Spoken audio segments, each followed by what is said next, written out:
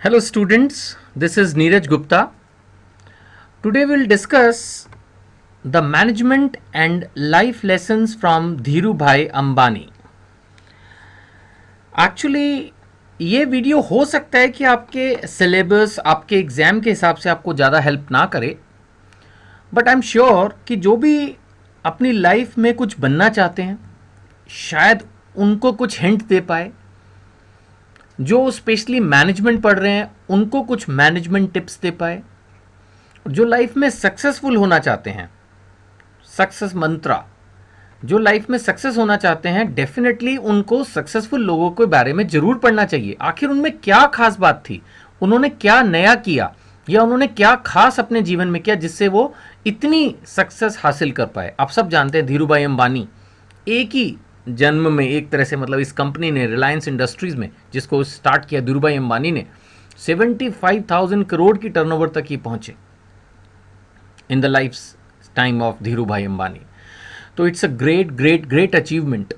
तो आखिर क्या था उनके पास, सक्सेस होने का राज क्या है, उनकी बातें, इनमें से मैंने जो रिसर्च किया इंटरनेट पे उसके बेसिस पर कुछ पॉइंट्स मैं बता रहा हूँ। अगर एक आध पॉइंट में कोई फैक्चुअल एरर हो तो प्लीज़ मुझे फॉरगिव कीजिए, क्योंकि मैंने इतना भी डीपली बुक्स में से और चीज़ों से इसको वेरीफाई नहीं किया।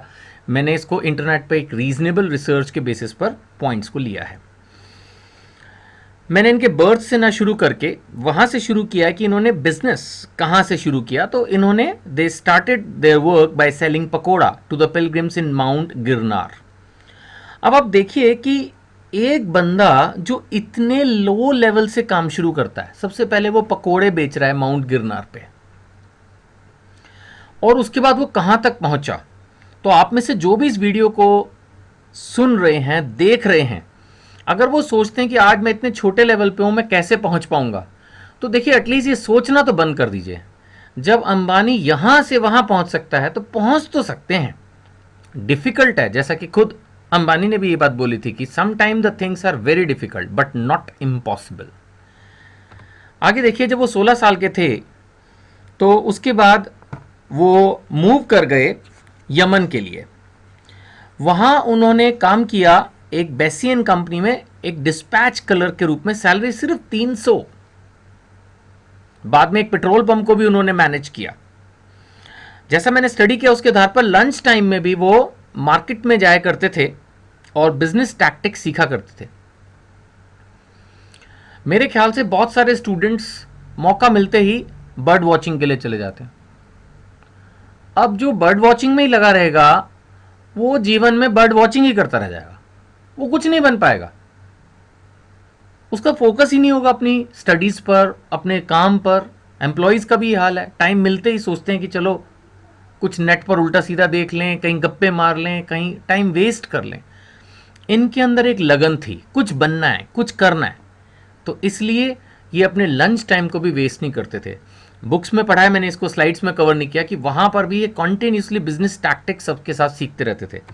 इवन ये तक लिखा है कि इन्होंने किसी गुजराती ट्रेडिंग फर्म में फ्री में काम किया और वहां accounting, book keeping, preparing the documents, dealing with banks and insurance company सीखा। अगर किसी व्यक्ति को बोल दिया जाए कि आप फ्री में काम कर लो सीखने के लिए, तो वो तो कभी सीखेगा ही नहीं। आमतौर पर हर आदमी करंट मनी चाहता है। वो चाहता है मैं आज काम करूं तो तुरंत मुझे प्राप्ति होनी चाहिए, चाहे 100 रुपए की हो, 1000 रुपए की हो। आमतौर पर हम फ्यूचर इन्वेस्टमेंट में बिलीव ही नहीं करते। हमें अपने आप को इंप्रूव करने के लिए जहां मौका मिले, जहां ट्रेनिंग मिले, कोई सिखा रहा हो, सीखना चाहिए। ये बात भी हमें अंबानी से सीखने को मिलती है। इनके बारे में जब और स्टडी किया तो मुझे मिला कि जब ये इंडिया में वापस आए तो इन्होंने अपनी बिजनेस स्टार्ट किया Reliance commercial corporation, just with a capital of 15,000। यहां पर मैं उन स्टूडेंट्स को भी मैसेज देना चाहता हूं जो ड्रीम करते हैं कि कल को हम अपना बिजनेस शुरू करेंगे और वो ये सोचते हैं कि हमारे पास या हमारे पेरेंट्स के पास तो ज्यादा पैसे ही नहीं है। अरे भाई, अंबानी से कम तो नहीं होंगे, 15,000 थे उसके पास सारी, और वो भी उसने जॉब करके मेरे को लगता कमाए होंगे। तो आप भी अगर एक बड़ा बिजनेसमैन बनना चाहते हैं, आफ्टर ऑल अगर आप मैनेजमेंट पढ़ते हैं या नहीं भी पढ़ते हैं, चाहे आप कोई जॉब कर रहे हैं, जो भी इस वीडियो को देख रहे हैं, मेरे को यही आपको सजेस्ट करना है कि if you want to do the business, just dream big. सोचो कि मैं कर सकता हूं और पैशन के साथ अपने काम को करो। कैपिटल कम भी हो कोई फर्क नहीं पड़ता, शुरुआत करो, एक दिन ये मल्टीप्लाई हो जाएगी और आपको पता भी नहीं चलेगा। अब 15,000 की सिर्फ कैपिटल थी और डेथ के समय में धीरू भाई, मैंने क्या कहा, 75,000 करोड़ का ग्रुप बन चुका था। ये है पावर धीरू भाई अंबानी। सबसे पहले उन्होंने ही इक्विटी कल्ट इंडिया में स्टार्ट किया, आईपीओ लाए, कि इक्विटी का कंसेप्ट लाया, लोगों को कन्विंस किया, रूरल गुजरातीज को कन्विंस किया कि आप हमारी कंपनी के शेयर होल्डर्स बनो।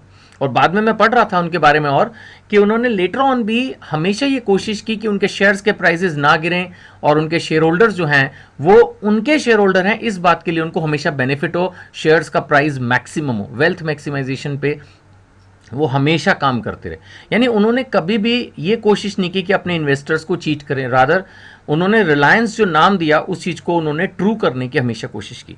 तो ये भी ध्यान रखने वाली बात है, कुछ नया शुरू करना। बहुत सारे लोग कुछ नया शुरू करते हैं और उसको फिर कॉन्फिडेंटली मार्केट में क्वालिटी के साथ पेश करते हैं और वो बहुत ज़्यादा सफल होते हैं। जो सभी कर रहे हैं वही आप करो, तो या तो उसको बहुत यूनिक वे में करो, तब तो बात अलग है, अदरवाइज इतना सक्सेस नहीं मिलता जितना किसी नई चीज़ को शुरू करके मिलता है। जैसे कि चेफ मनी रेजिंग की ही बात है, उसमें अंबानी ने एक नया स्टाइल शुरू किया, इक्विटी के थ्रू पैसा जनरेट करने की कोशिश की। एनुअल जनरल मीटिंग के बारे में बताया जाता है कि रिलायंस की एनुअल जनरल मीटिंग स्टेडियम्स में हुआ करती थी। एक बार क्रॉस मैदान में इन्होंने प्रोग्राम किया अपना एनुअल जनरल मीटिंग का और उसको 35,000 शेयर होल्डर्स ने अटेंड किया। अब नेचुरली इस तरह का कुछ ये नया भी है। और एक बात इसमें और भी सामने आई जो मैंने स्टडी की तो मैंने महसूस किया, आपके साथ शेयर कर रहा हूं कि ना सबको साथ लेके चलना। आमतौर पर फीलिंग क्या रहती है कि भाई अब हम थोड़े से भी बड़े हो गए हैं तो भाई हम अब आम आदमी से नहीं मिलेंगे हम। जबकि अंबानी ने ऐसा नहीं किया, अपने हर शेयर होल्डर को, चाहे वो कितना भी छोटा शेयर होल्डर हो, उसको एक तरह से उसने मीटिंग में बुलाया, सबसे बात की और सबको ये फील दिया कि ये कंपनी आपकी है। हम कई बार तो यही गलती कर जाते हैं कि अपने किसी वेंचर में, अपनी किसी एक्टिविटी में, इवन अपने ब्रदर, अपने फैमिली मेंबर, अपने फ्रेंड्स तक को ये फीलिंग नहीं दे पाते कि ये आप ही का है, मैं आपके लिए ही हूं। जबकि अंबानी ने हर व्यक्ति को जो उससे जुड़ा अपने साथ जोड़ के रखने की कोशिश की। और ऐसा ही मैंने एक फिल्म बनी थी अंबानी के ऊपर, गुरु, उसमें भी देखा था कि वो हर मीटिंग के अंदर लोग उसके बढ़ते चले जाते थे और वो हर एक को चाहता था कि वो उससे मिले, वो औरों से मिले, जहाँ तक हो सके वो लोगों को अपने टच में रखता था। ये एक बहुत क्वालिटी थी बड़ी अंबानी की, जिसको हमें सीखना चाहिए कि हमें हमेशा जो हमसे जुड़े हुए लोग हैं उनके टच में रहना चाहिए और हम्बली उनके साथ अपना रिलेशनशिप मेंटेन करना चाहिए। ओपन डोर पॉलिसी, यही बात जो पीछे एजीएम वाली बात आई, इसी के बारे में उनके एक सेक्रेटरी ने बताया कि उनके यहाँ जो एम्प्लॉयज थे ना वो भी ओपन डोर पॉलिसी वो फॉलो करते थे। तो एम्प्लॉयज उनके केबिन में जा सकते थे, आराम से उनसे बात कर सकते थे। कितनी बड़ी बात है, इतने बड़े एम्पायर के वो मालिक, इतने बिजी, लेकिन वो अपने एम्प्लॉयज तक को टाइम देते थे। ये नहीं है कि भाई आप तो सिर्फ अगर जरूरत पड़ जाए तब भी अपने सिर्फ मैनेजर से मिलो। ऑब्वियसली वहां पर भी ऑर्गेनाइजेशनल हियरार्की उन्होंने मेंटेन की हुई होगी अपनी कंपनी में, there is no doubt, but लेकिन अगर आप चाहें तो अपने कंपनी के मालिक से मिल सकते हैं। उस लोवेस्ट लेवल तक उन्होंने अपना कनेक्शन जो है वो बना के रखा। That was very important about Ambani. हम भी अगर अपनी लाइफ में कुछ बनना चाहते हैं तो जो हमारे साथ हैं, नीचे हैं, ऊपर हैं, सबके साथ हमें अपना एक रिलेशनशिप एस्टैब्लिश करना चाहिए। ये एक बहुत बड़ा मैनेजमेंट लेसन ऑफर किया धीरू भाई अंबानी ने। इसी तरह से एक और मैनेजमेंट लेसन धीरू भाई अंबानी ने ऑफर किया, डू इट योरसेल्फ। कई बार कई ऐसी चीजें होती हैं हमारी बिजनेस में जिसकी हमें जरूरत होती है और हम दूसरों पर डिपेंड करते हैं।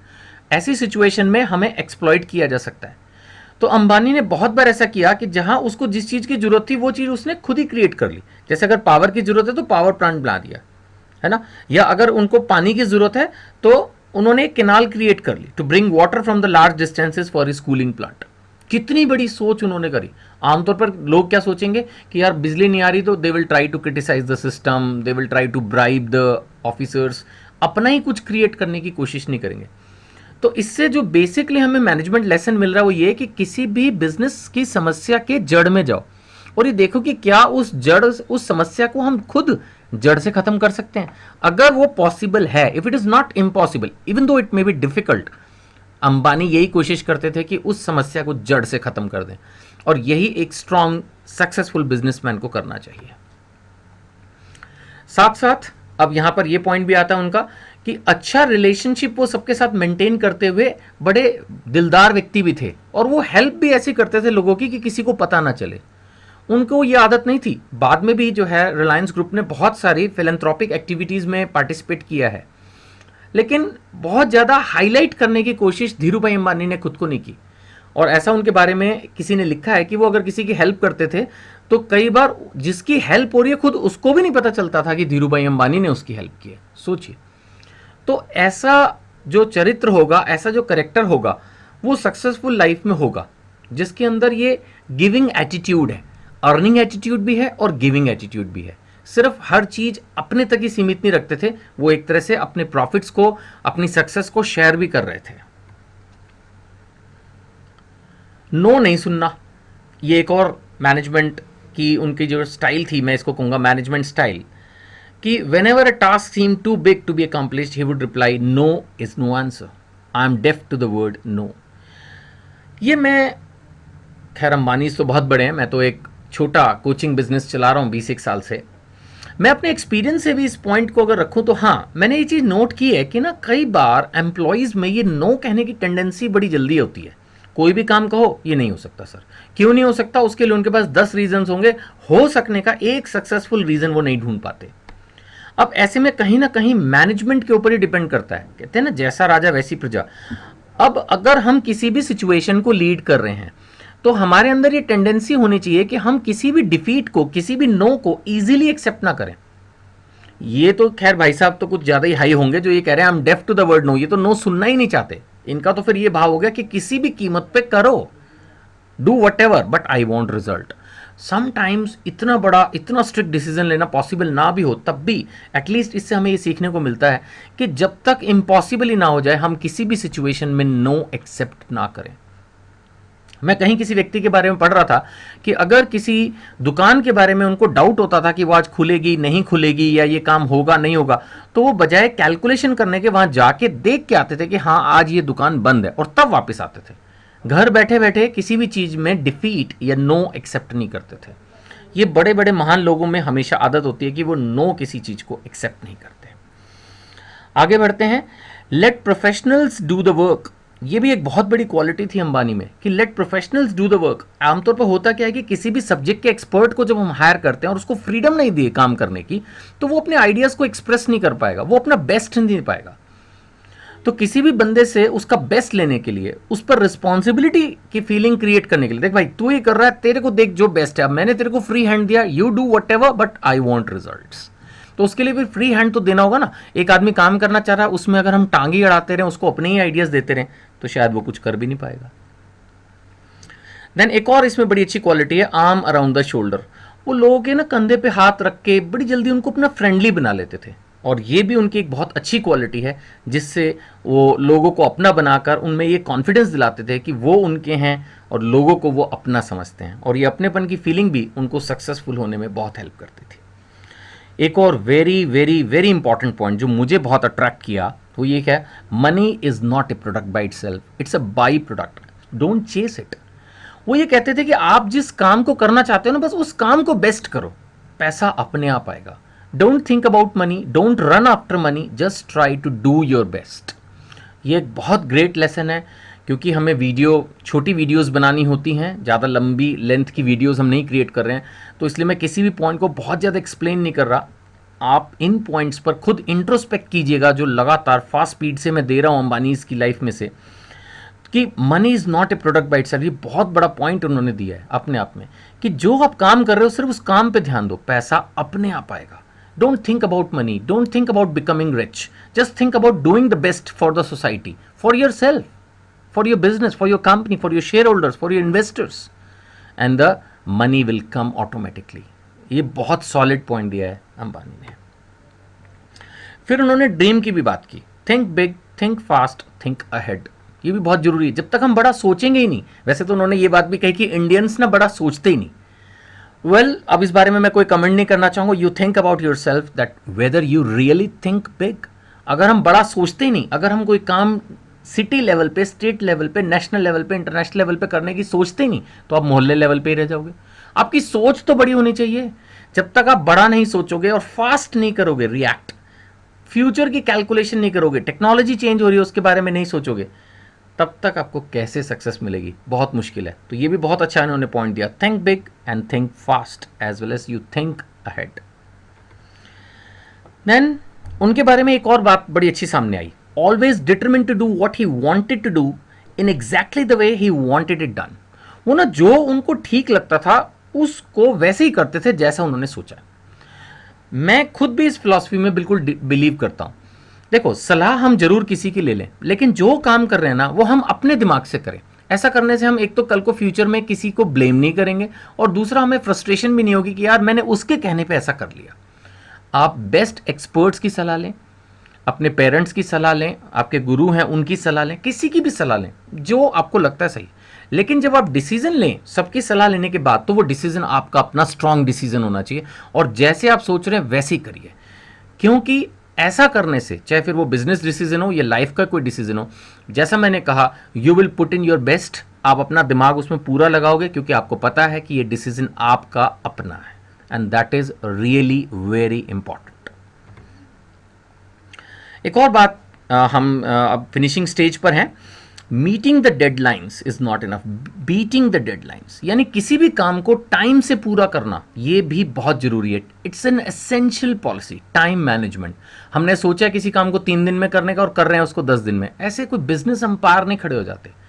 कैसे भी करके जिस जगह हमें 5 बजे पहुंचना है हम 5 बजे पहुंचे। जो काम 2 दिन में होना है, 2 हफ्ते में होना है, 2 महीने में होना है, जो भी डेडलाइंस है, we should always try to achieve them. It's very important. और जैसे अंबानीज ने सबसे पहले इक्विटी का कंसेप्ट शुरू किया, ऐसे फॉरेन कंट्री से भी 140 मिलियन का उन्होंने एक यूरो कन्वर्टिबल बॉन्ड का जो है इशू भी निकाला था। यानी वो हमेशा पैसा इकट्ठा करने में बड़े तेज रहे और सबसे पहले हमेशा नए कंसेप्ट लेके वो आए। एक और बड़ा अच्छा इन्होंने कंसेप्ट दिया है, ये भी शायद आपको अच्छा ही लगेगा। You will never reach your destination if you stop and throw stones at every dog that barks. मेरे ख्याल से शायद ही कोई ऐसी लाइफ में बंदा होगा जिसको कोई तंग नहीं करता होगा। किसी के घर में उसको उसकी वाइफ तंग करती है, किसी के घर में उसके पड़ोसी उसको तंग करते होंगे, हो सकता है ट्रबल भाई से हो, पेरेंट्स हो सकता है आपके डिसीजंस के अगेंस्ट हो, कुछ ना कुछ, या एनिमीज। ये तो मैंने फैमिली मेंबर्स का नाम लिया जो कि 99 पॉइंट सपोर्टिव होते हैं। मैं तो ये कह रहा हूं, आप ये ना सोचे कि मैं इनके बारे में बात कर रहा हूं। मैं बात कर रहा हूं उन लोगों की जो आपके दुश्मन हैं या जो आपसे जलते हैं। इस दुनिया में पता नहीं जेलेसी कहां से बनी है, भगवान ने बनाई है, लेकिन बड़ी अजीब चीज है। ये लोगों के अंदर है, ये जेलेसी। दूसरे को सक्सेसफुल होते देखना नहीं चाहते, जबरदस्ती अपनी टांग अड़ाते हैं। तो यहां पर उन्होंने यही सजेस्ट किया कि आप बजाय उनसे फाइट करें, उनकी बातों को सुन के टेंशन लें, बेटर है दैट यू गो इट। ये इन्होंने कहा ना, बेटर वी कीप बिस्किट्स। कहने का मतलब है जिसको जो चाहिए अगर दे सकते हो तो वो दे के उसको शांत कराओ और आगे बढ़ो। That is really very important. अगर हम किसी की कही हुई बात पे, निंदा पे बार बार टेंशन लेते हैं तो it will affect our working. Better है कि हम पीसफुली अपने टारगेट को अचीव करने के लिए आगे बढ़ते रहें, किसी के भी डिस्टर्ब होने से डिस्टर्ब ना हो जितना हो सके। जाते जाते 2 बातें और फटाफट कवर करूंगा। If you don't build your dream someone else will hire you. मैं तो हमेशा से यही सोचता था कि जॉब नहीं करूंगा, शुक्र है मैं अपनी इस चीज़ को कर पाया। मैं आपको भी यही सलाह दूंगा, अगर आप जॉब करते हैं ठीक है, अगर आप शुरुआत में जॉब करते हैं, अंबानी ने भी की सीखने के लिए, 1 साल 2 साल 5 साल, बहुत अच्छी बात है, करिए। लेकिन अल्टीमेटली आप अपना कुछ करिए जीवन में। क्योंकि अगर आप रियली बहुत रिच बनना चाहते हैं, अगर आप रियली बहुत सक्सेसफुल बनना चाहते हैं, तो वो अपने ही काम में पॉसिबल है। अगर आप किसी दूसरे के पास जॉब कर रहे हैं तो आप कभी भी जीवन में उतने सफल हो ही नहीं सकते जितने सफल लोगों के बारे में हम पढ़ते हैं या ड्रीम लेते हैं उतना सक्सेस बनने का। ऑब्वियसली जॉब करना सिंपल होता है, पहले ही महीने के एंड से सैलरी मिलनी शुरू हो जाती है।